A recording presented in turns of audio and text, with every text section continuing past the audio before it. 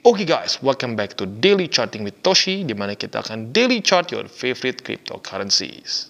Oke, dalam 24 jam terakhir, cryptocurrency market lanjut lagi turun sebesar 0,39%. Dengan total market cap mencapai di 978 miliar US dollars. Yang kita bisa lihat untuk Bitcoin dia turun sebesar 1,38% dengan harga 19.900-an.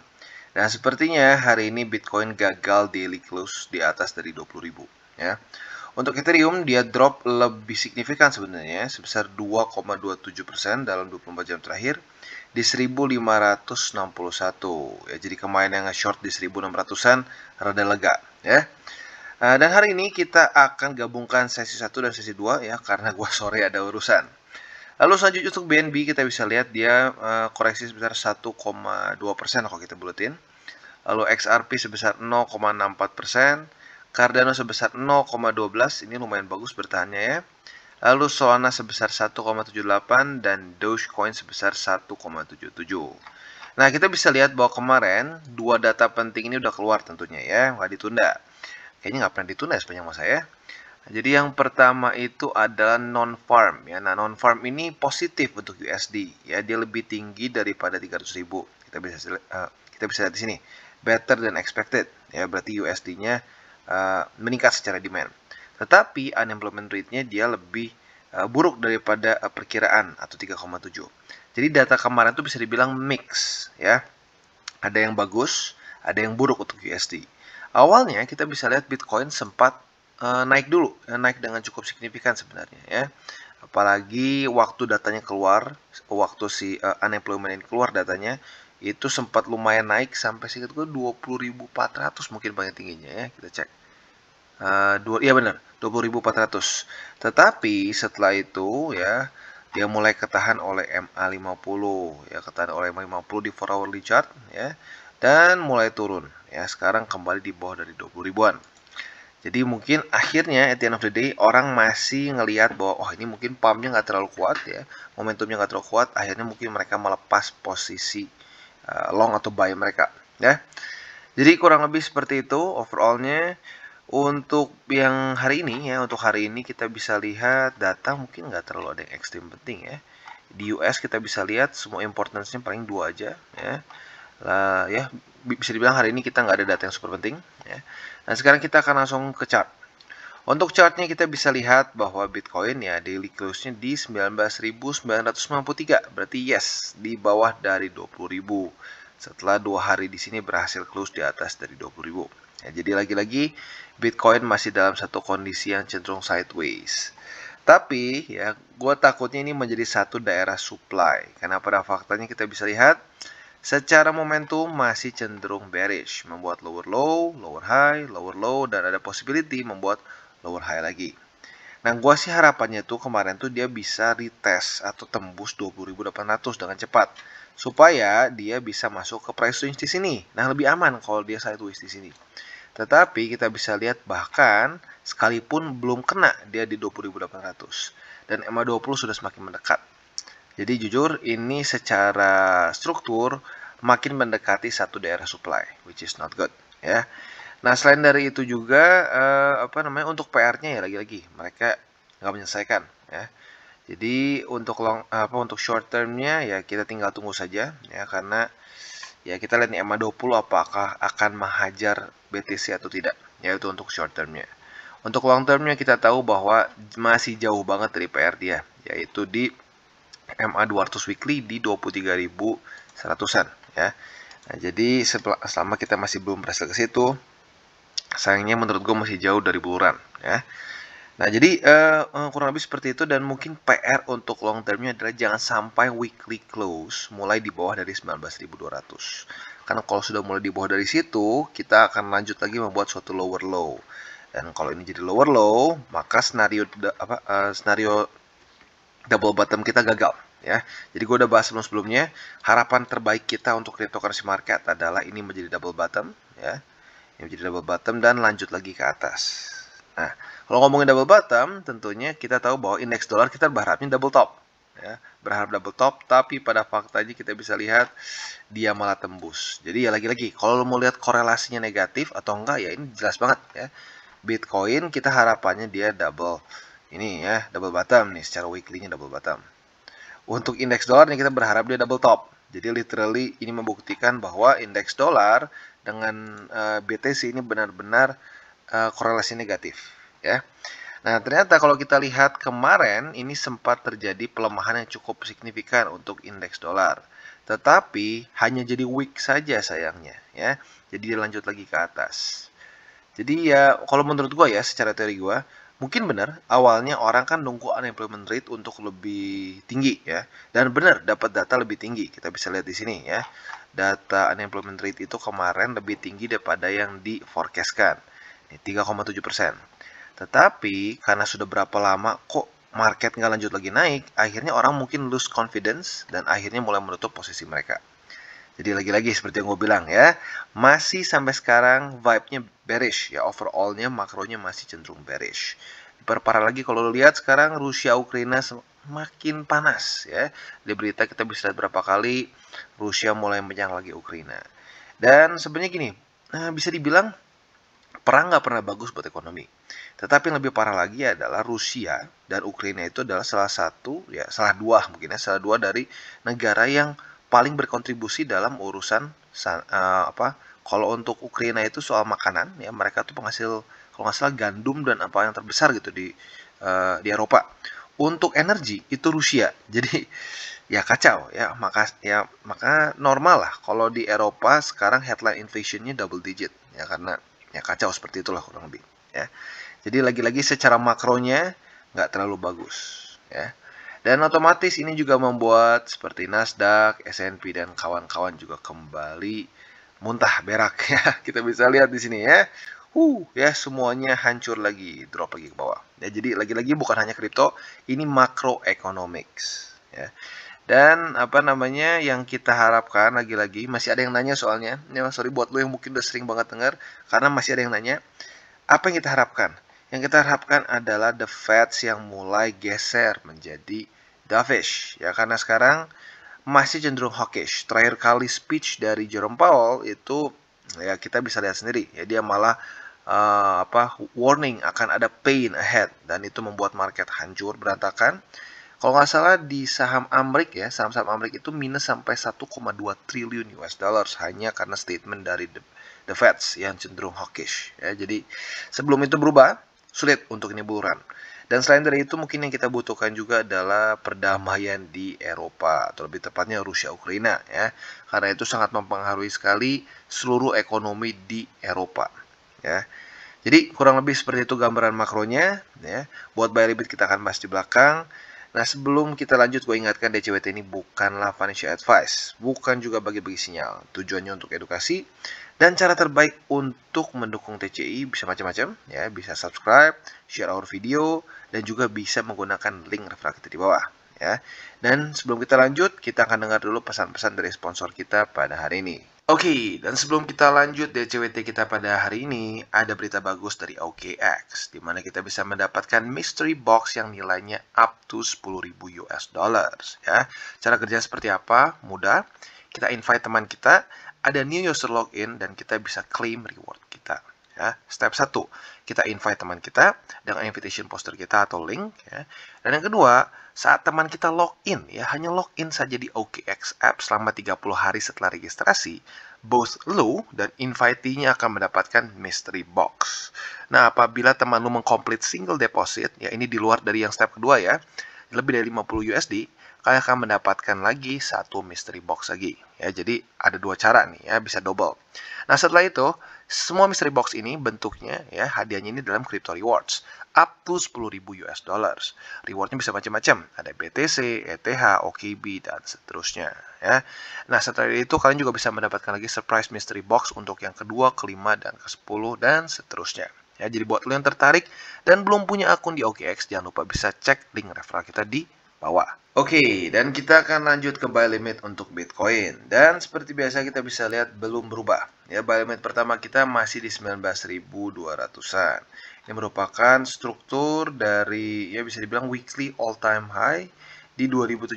Ya, jadi sebelumnya resisten, sekarang mulai berubah menjadi support. Dan bisa dibilang ini satu struktur yang penting karena kemarin ya di Juni waktu drop signifikan Bitcoin sampai 17.000, ini merupakan support yang menahan harga Bitcoin sampai terjadi triple bottom di BTC dan akhirnya lanjut ke atas lagi. Jadi ini buy limit pertama kita, ya. Nah, untuk posisi short masih sama di daerah 20.800. Kalau sampai terjadi konfirmasi rejection, monggo bisa kalian short dengan target TP antara di 19.200 atau bisa juga di 19.500. Ya, karena itu satu struktur yang beberapa kali kemarin nahan, ya. Jadi itu untuk posisi short dan buy limit pertama. Selanjutnya, untuk buy limit kedua kita harus geser ke indeks Bitcoin. Nah, itu ada di 15.600. Di mana 15.600 ini adalah satu statistik yang sudah kita bahas, terjadi 2 kali sebelumnya, ya, di bear market 2020 dan juga di 2015, ya. Saat terjadi weekly close di bawah dari MA200, ya, dia ada 2 kali sebelumnya drawdown sekitar 30%-an. Nah, ini merupakan drawdown 30% dari MA200, yaitu di 15.600-an. Bang, kalau tembus semua gimana? Kalau tembus semua, ini masuk ke satu skenario yang ekstra buruk, yaitu bisa sampai di 12.000 ke 10.000. Nah, lu sering banget dengar ada orang ngomong, Bitcoin bisa sampai 10.000, bisa sampai 12.000. Sebenarnya ada TA-nya. Ya, TA-nya kita bisa lihat di sini. Ini adalah struktur di daerah sini, ya, bisa dibilang lebih tepatnya di 2020-an. Dan kalau ngomong week ya di 2019 juga, ya. Jadi sekali lagi ada strukturnya, tapi harapan gua nggak perlu sampai sini. Tapi kalau sampai ini semua tembus, terutama kalau 19.200 tembus, siap-siap ada probabilitas yang cukup besar akan bisa ke daerah 12.000 sampai ke 10.000-an, ya. Jadi kurang lebih seperti itu untuk Bitcoin. Secara buy limitnya quite simple, ya, belum terlalu banyak perubahan juga. Oke, dan selanjutnya kita geser ke Ethereum, dan bagi pemegang short di 1601, kemarin pasti deg-degan, ya, karena kita bisa lihat kemarin ETH itu sampai tertingginya ke 1648. Tetapi ya kita bisa lihat ternyata data ekonomiknya tidak membantu, ya. Akhirnya membuat Ethereum kembali ke reject oleh daerah 1601. Jadi buat lo yang masih pegang posisi short, ya silahkan ditahan dulu saja. Ya, kalian tahan. Target TP ada di 1434 USD. Ya, jadi sekali lagi target TP di 1434,92 USD. Nah, di waktu bersamaan daerah ini juga bisa menjadi satu tempat untuk posisi long, ya. Nah, kemarin kita sayangnya nggak dikasih kesempatan buat dapat posisi long di sini. Jadi andai sampai dia retest ke bawah, ya, terjadi konfirmasi, silahkan kalian buka posisi long dengan target TP yang dibalik di 1601. Atau arguably nanti bisa juga kalau sampai sudah terjadi MA20 yang dekat, bisa juga lu pertimbangkan untuk TP-nya di MA20 di daily. Ya, jadi itu untuk posisi long dan short, ya. Untuk buy limit spot nggak terlalu berbeda, ya. Basically sama di 1434, ya. Tapi bedanya lu nggak perlu konfirmasi dulu, ya. Lu lebih ke mikirnya kayak nabung lah gitu, ya. Dan sebelum kalian investasi juga secara spot, ingat kalau gue pribadi lebih suka 70-30, ya, aturan 70-30. Dimana 70% dari kripto gue akan ada di BTC dan ETH. Kalau buat kalian yang lebih cenderung konservatif, BTC-nya boleh lebih gede. Ya, misalkan BTC-nya itu dari 70% ini kan BTC ETH. Nah, kalau lu konservatif mungkin 60-70% BTC, 30% ETH. Kalau lu lebih agresif mungkin boleh dibalik, 70%-nya ETH, 30%-nya BTC, ya. Jadi kurang lebih seperti itu, ini buy limit pertama, dan selanjutnya ada juga di 1242. Oke, jadi kurang lebih seperti itu untuk Ethereum, nggak terlalu banyak berubah. Secara struktur, not looking good jujurnya. Ya, kita bisa lihat dengan sangat jelas sekali, ya. Ini membuat lower low, lower high, lower low, dan kembali membuat lower high. Ya, jadi kalau orang nanya, Bang, apa sih ciri-ciri paling jelas dari satu aset yang bearish? Apakah ada rasio tertentu? Ya, ada sih sebenarnya. Cuman jujurnya ribet. Udah paling gampang tuh, aset yang bearish adalah aset yang membuat lower low, lower high, lower low, lower high. Selama dia masih belum berhasil membuat higher high, ya. Simpelnya Ethereum tuh mungkin bisa daily close di atas dari 1700-an, ya dia masih terus cenderung bearish, ya.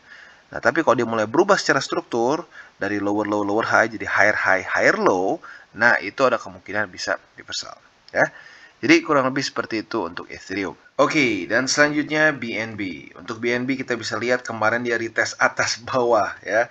Benar-benar galau. Tapi bagusnya apa? Bagusnya minimal dia nggak keluar dari price range antara 276,1 sama 282,7 ya. Nah, jadi buat kalian yang apa ya, sudah ngincer posisi long, bisa tunggu nih, apakah hari ini dia akan ketahan lagi atau tidak. Nah, kalau dia ketahan di sini ya, lalu ada retest besok atau lusa, monggo kalian bisa buka posisi long dengan target TP di 282,7.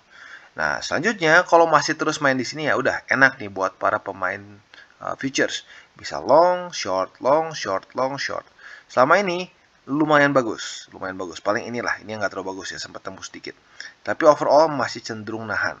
Nah, maka dari itu selama ini masih menjadi satu price range, kalian bisa pertimbangkan untuk ya bermain futures di sini. Tapi sekali lagi gue ingatkan, nggak semua orang harus bermain futures ya. Kalau nggak nyaman jangan dipaksakan ya.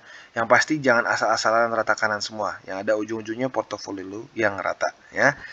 Nah, sekarang untuk buy limit sebenarnya bisa tinggal dihajar di market buy sekarang bisa karena lagi kena struktur ya. Selain dari sini juga lu bisa buy limit di daerah 263,6. Nah, ini penting nih. Ini struktur yang penting harus dipertahankan oleh BNB. Karena ini merupakan summer low 2021 yang berhasil dia reclaim waktu di sini ya. Nah, jadi kurang lebih seperti itu untuk BNB posisi long dan shortnya. Selama masih di price range ini kita nggak perlu ngobrolin yang lain dulu lah ya setupnya. Kalau sudah mulai jebol, ada setup short yang lain seperti di sini nih. Misalkan dia jebol ke sini, retest. Nah, bisa juga di sini dengan target TP di 263,6. Tapi sekarang kan belum jebol, jadi santai dulu aja ya. Untuk struktur, kita bisa lihat bahwa BNB mulai melemah ya, jelas. Sebelumnya ini salah satu cryptocurrency yang secara struktur paling bagus. Higher high, higher low, higher high, higher low, dan terus seperti itu. Tetapi sejak ketemu 200 dia mulai melempem ya, mulai kehilangan momentum dan mulai lanjut membuat kecenderungan lower high, lower high. Lower low a bit tapi nggak terlalu ekstrim ya. Jadi seperti itu untuk BNB. Oke, dan selanjutnya Cardano. Cardano lagi-lagi berhasil daily close di atas dari 44 sen. Jadi kalau kita simpulkan sepertinya 44 sen ini merupakan daerah support favorit Cardano ya. Lu lihat sendiri dari kapan nih ya? Dari Mei udah berapa kali 44 sen ini bertahan sebagai support? Berkali-kali, terlalu sering ya. Nah, jadi buat lu yang punya posisi long di 44 sen, sekarang sudah semakin dekat ke target TP, yaitu MA20. Jadi sekali lagi buat lu yang punya posisi long di 44 sen, bisa TP di MA20 yang sekarang ada di 47 sen. Ya, jadi itu untuk posisi long. Nah, untuk posisi short, jujurnya kita dalam kondisi yang nanggung. Ya, kalau kita mau di MA20, setupnya dibilang bagus banget juga enggak. Ya, mungkin kayaknya lebih enak short itu kalau sampai Cardano kembali jebol 44 sen. Kalau makronya tambah kacau ya, lalu BTC dan lain-lain ikutan turun semua, andai kan Cardano mulai tembus ke sini ya, dan dia mulai retest ini sebagai resisten, nah lu bisa pertimbangkan untuk nge-short di sini di 44 sen dengan target TP di 41 sen. Ya, tapi lagi-lagi belum tembus, makanya nanti kita bahasnya lebih detailnya di belakang ya. Untuk akumulasi spot di 44 sen. Nah, ini boleh aja buat orang-orang yang mungkin belum punya Cardano atau punya Cardano-nya masih sedikit ya. Tapi buat lu yang udah akumulasi berkali-kali sejak Mei ya nggak usah akumulasi di tempat yang sama terus. Karena kalau lu akumulasi di tempat yang sama terus juga nggak terlalu efektif ya. Jadi kurang lebih seperti itu untuk Cardano. Lagi-lagi secara ya struktur not the best ya. Salah satu yang cukup stagnan lama ya, dan ya seperti yang kita bisa lihat udah sampai hafal buat lu yang sering nonton DCWT, daerah 44 sen ini sudah terlalu sering kita bahas. Oke, dan selanjutnya Solana. Nah, bagi kalian yang masih setia memegang posisi short Solana karena harusnya udah dapat ya. Kita bisa lihat di sini rejection pertama, konfirmasi dan pembukaan shortnya di sini ya. Kemarin cukup deg-degan, sempat mendekati lagi 32 sen tetapi lanjut lagi turun. Nah, ini sudah semakin dekat dengan TP. TP kita itu ada di sini. Struktur pertama yaitu di 30 dolar lebih 41 sen. Nah, sekali lagi, ini adalah TP untuk yang lebih konservatif. Ya. Bahkan arguably di sini nyaris kayaknya ya. Nyaris kena di sini pada tanggal 1 Septembernya. Tapi kayaknya kurang cuma 1-2 sen. Ya. Nah, jadi buat lo yang masih pegang posisi short di sini, lagi-lagi TP konservatifnya adalah di 30 dolar lebih 41 sen. Tapi buat lo yang ngerasa bahwa wah ini secara ekonominya nih akan buruk nih, akan cenderung bearish, kalian mau lebih agresif, monggo ya. Target TP-nya boleh digeser ke $28 lebih 26 sen. Kalau lo dapat full, ini coba kita cek ya berapa persen. Kayaknya lumayan besar kalau gue lihat sekilas. Yes, double digit ya, 15%-an kalau sampai lo dapat full ke bawah. Nah, jadi lagi-lagi tinggal lo tentukan mana yang lebih cocok buat risk profile lo. Kalau lo lebih konservatif, ambil aja sampai di 30 dolaran. Kalau lo lebih agresif, ya lebih siap menerima resiko, silakan bisa di hold sampai 28,26 ya. Jadi kurang lebih seperti itu untuk Solana. Untuk akumulasi spotnya di 30 dolaran boleh ya, tapi jujurnya kalau gue pribadi skip aja deh dari sini ya. Lo boleh pertimbangkan untuk spotnya di 28,26 ya. Jadi kurang lebih seperti itu ya untuk Solana, dan kita akan tutup DCWT kita pada hari ini. Sekali lagi ya, buat lo yang masih bertanya-tanya, ini kenapa sih kok kondisi market hancur banget ya? Jawabannya ini ya, jawabannya semua masih secara macroeconomics ya.